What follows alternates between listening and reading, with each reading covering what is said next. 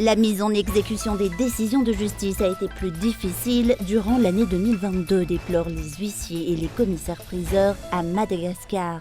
La capture et les mises en détention illégale d'huissiers, l'entrave à l'exécution d'un jugement du tribunal et les violences perpétrées contre les officiers de justice ont aussi été évoquées ce jour. Des pratiques contraires à l'article 30, statuant sur la fonction des huissiers.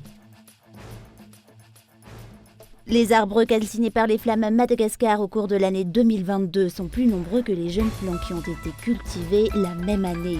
Plus de 73 000 hectares de surface ont été reboisés, mais 90 000 hectares de forêt ont aussi été brûlés l'année dernière. Les injustices et les traitements arbitraires constituent un problème dans l'application des lois relatives à la protection de l'environnement.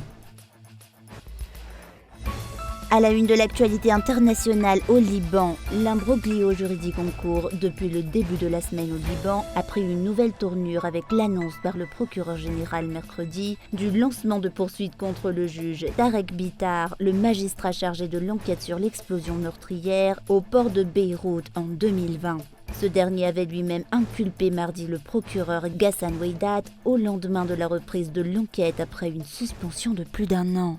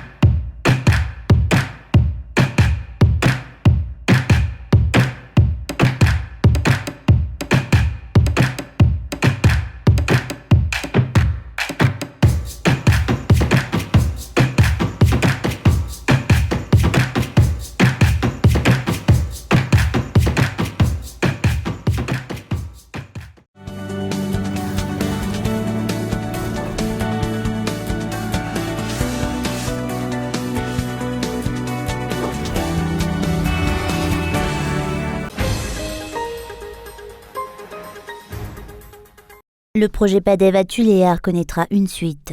Une nouvelle annoncée par l'ambassadeur de France à Madagascar lors de sa descente sur le terrain mercredi dernier. D'autres régions ont demandé à jouir du même projet. Une enquête et une étude de terrain se fera prochainement à cet effet. La descente de l'ambassadeur de France s'est faite dans le cadre du suivi et du contrôle de l'avancement des travaux effectués à Tuléar. L'aménagement de la route d'Indakour, la rocade et au marché de Bazarbé ont fait l'objet d'un contrôle. Il en est de même pour le curage des canaux d'évacuation d'eau. Suite au succès du projet PADEV 1, PADEV 2 sera prochainement lancé. Et j'y ai vu des routes pavées, des routes bitumées, une rocade, ce marché absolument magnifique qui va permettre d'accueillir près de 110 marchands. Et tout ceci, très concrètement, ça change la vie des gens. Ça facilite la circulation, ça facilite aussi l'écoulement des eaux. On a vu également une station de drainage, c'est très important. Et comme ça marche bien, comme PADEV 1 a bien marché, on va faire un PADEV 2. Le projet PADEV ne se limitera désormais plus à Tuléar. Il s'étendra vers d'autres régions de la Grande Île. Il y a beaucoup de demandes, il y a beaucoup de besoins et l'Agence française de développement, la France, vont continuer ce projet, pas seulement d'ailleurs à Tuléar, dans l'ensemble des villes du pays. Pour nous, c'est très important. Et ce que je voudrais dire, c'est que c'est vraiment un travail d'équipe.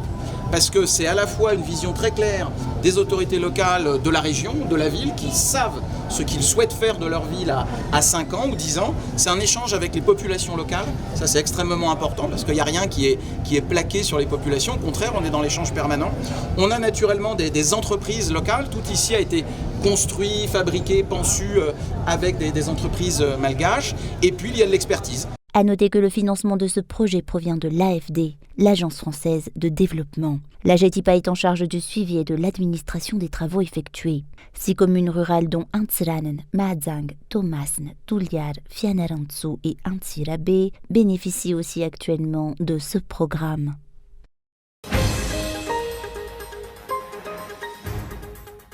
L'année 2023 sera une année de victoire pour le parti politique Malagas Miaramieng.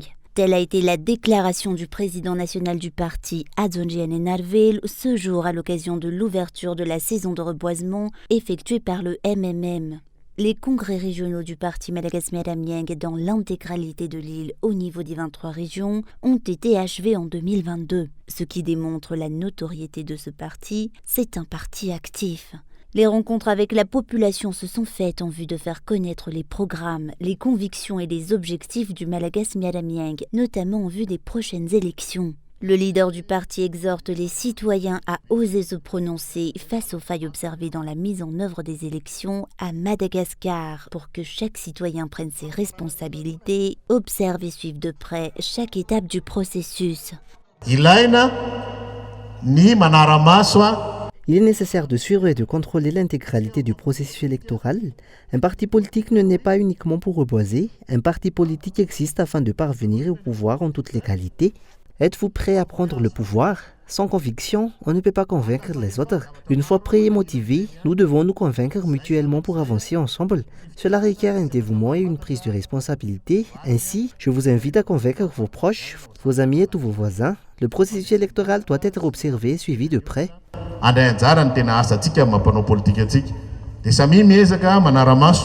Le président national du MMM a déclaré ne pas être satisfait du processus de refonte totale de la liste électorale, raison pour laquelle le parti a fait part de ses remarques et de ses critiques à la CENI. Les failles et les anomalies observées par tout un chacun doivent être dénoncées selon ce leader de parti. Lorsque nous mettons quelque chose en œuvre, nous le faisons dans les normes. Nous montrons le droit chemin et ainsi nous transmettons la vie. Une fois que nous sommes sur le droit chemin, nous ne nous arrêtons plus, nous irons jusqu'au bout, jusqu'à l'achèvement de notre entreprise et jusqu'à ce que le chemin vers le développement soit grand ouvert pour notre nation. Je vous remercie, je vous encourage tous car cette année 2023, comme je vous l'ai dit, sera une année de victoire pour Madagascar-Miadamieng. Nous sommes capables de le faire et nous le ferons ensemble.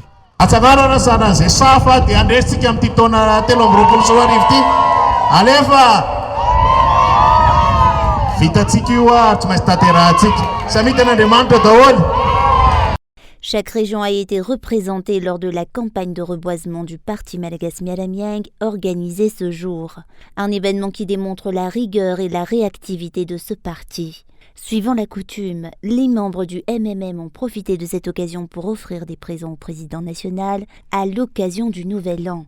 Les membres ont aujourd'hui fait part de leur motivation à prendre leurs responsabilités pour le développement du pays.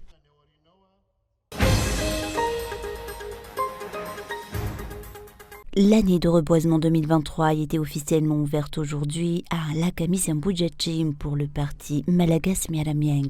Le président national du parti, Adzongiane Narvil, a réitéré de nombreux points ce jour.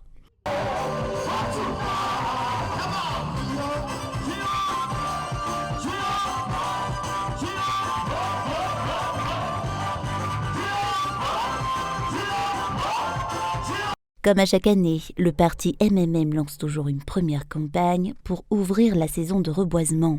C'est une action régulière et pérenne pour ce parti, un devoir effectué chaque année. Reboiser ne suffit pas. Un entretien périodique s'impose aussi, selon le président national de ce parti politique. À noter que depuis toujours, le parti Madagascar-Miadamieng s'implique dans la protection de l'environnement en vue de léguer un meilleur monde pour les générations à venir.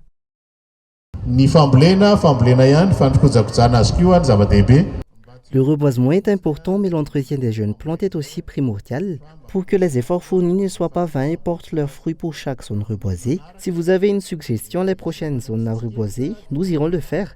Depuis toujours, nous avons pris l'intégralité du reboisement en charge et l'entretien revenait à la population locale, aux citoyens ou à la commune.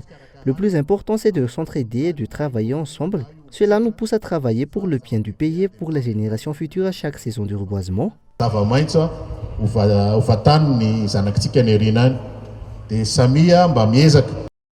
Environ 3000 jeunes plants d'arbres ont été plantés ce jour. La campagne de reboisement du parti Madagascar-Miadamieng a compté plus de 1000 participants. De nombreux élus au nom du MMM ont pris part à cet événement.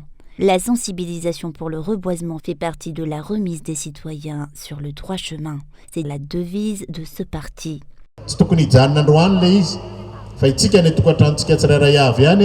Nous ne devons pas limiter à une campagne de reboisement comme celle-ci.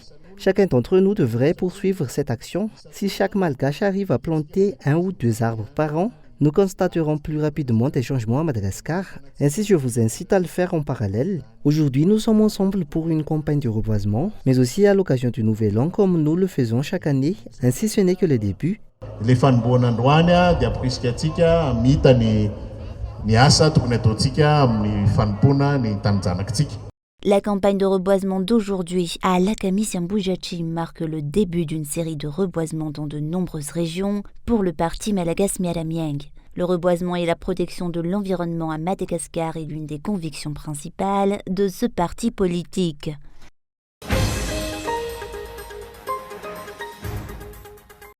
Les arbres calcinés par les flammes à Madagascar au cours de l'année 2022 sont plus nombreux que les jeunes plants qui ont été cultivés la même année, déplore le WWF, et cela suite à un manque de contrôle et à l'absence de protection contre les incendies. Selon le ministère de tutelle, plus de 73 000 hectares de surface ont été reboisés. L'objectif établi était le reboisement de 75 000 hectares partout à Madagascar. Un effort considérable a été fourni en 2022 selon WWF. Cependant, 90 000 hectares de forêt ont brûlé l'année dernière. L'Alliance Vargas prône un renforcement de l'application des lois en vigueur. Cette plateforme rappelle que les lois doivent s'appliquer à tous, sans exception. La lutte contre les feux de brousse doit également être renforcée. Il ne faut pas non plus que cette saison de reboisement soit purement superficielle. On ne reboise pas uniquement pour prendre des photos afin de les poster sur les réseaux sociaux.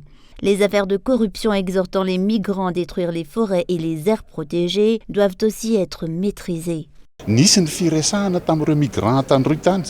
Des pourparlers ont été engagés avec les migrants en Tandjoui. Ils se disent prêts à se retirer et à ne plus commettre d'infractions. Ils sont appelés et incités par des corrupteurs de haut niveau. Compte tenu du fait qu'ils sont vulnérables et en difficulté, c'est d'ailleurs déjà un autre crime. Une fois placés à un endroit où ils peuvent vivre et une fois bénéficiaires des allocations nécessaires, ces migrants cessent de détruire la forêt. Ils en deviennent même les défenseurs.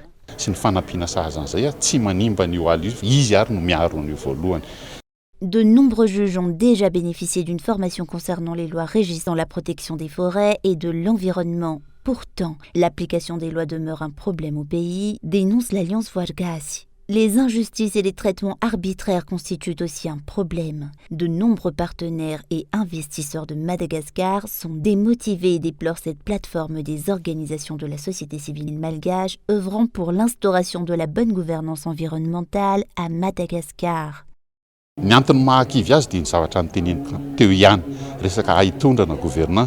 Ce qui démotive les partenaires et les investisseurs, c'est un problème de gouvernance et le manque d'application des lois relatives à la protection de l'environnement. Des individus brûlent une forêt où aucune enquête n'est ouverte. Or, une loi régissant ces cas existe déjà dans notre pays.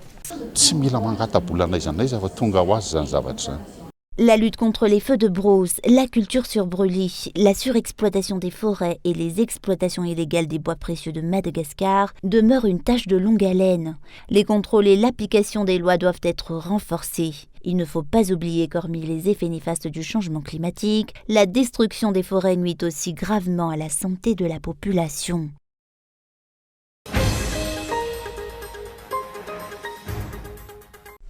La mise en exécution des décisions de justice a été plus difficile durant l'année 2022, déplore l'ordre des huissiers et les commissaires-priseurs à Madagascar. C'est l'une des origines des manifestations effectuées par les huissiers en février 2022, selon les explications.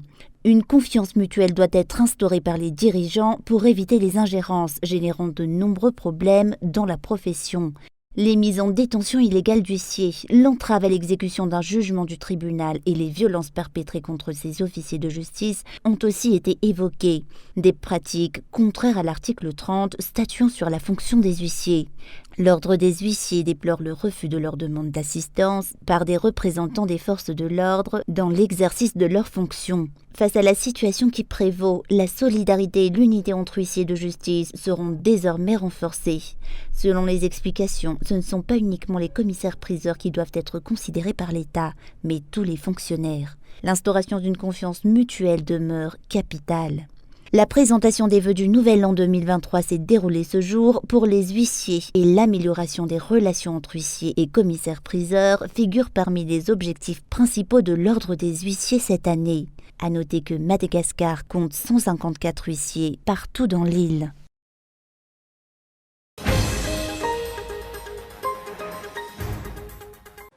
L'explosion du port de Beyrouth, une onde de choc dont les répercussions se poursuivent. 2 ans et demi après les faits, la catastrophe ébranle aujourd'hui le système judiciaire libanais. Tarek Bitar, le magistrat chargé de l'enquête, est poursuivi pour rébellion contre la justice et usurpation de pouvoir par le procureur général Hassan Oueidat. Tarek Bitar est appelé à comparaître ce jeudi, mais le juge s'y refuse. Je suis toujours chargé de l'enquête et je ne me dessaisirai pas de ce dossier. Le procureur n'a pas la prérogative de me poursuivre. Ce bras de fer juridique entre les 2 hommes intervient alors que lundi, Tarek Bitar a décidé de reprendre l'enquête suspendue depuis 13 mois, inculpant au passage le procureur Hassan Oueidat et 7 autres personnes. Le parquet a rejeté toutes les décisions du juge, allant même jusqu'à libérer toutes les personnes détenues sans jugement. Petit à petit, l'enquête s'enlise aux grandes dames des habitants. Nous réclamons notre droit à connaître la vérité. Si je ne suis pas mort, quelqu'un d'autre est mort. Certains ont été mutilés, d'autres sont en fauteuil roulant aujourd'hui. Nous voulons la vérité et comprendre ce qui s'est passé, quelle était la cause et qui est responsable. Depuis le début de son enquête, Tarek Bitar, un juge sans affiliation politique connu, s'est mis à dos une grande partie de la classe politique, notamment le Hezbollah, qui a exigé son remplacement. Le magistrat a également mis en cause l'ancien Premier ministre Hassan Diab et d'autres ministres. L'explosion du 4 août 2020 a été provoquée par le stockage de plusieurs tonnes de nitrate d'ammonium dans un entrepôt. Au moins 215 personnes sont mortes et des quartiers entiers de Beyrouth ont été dévastés.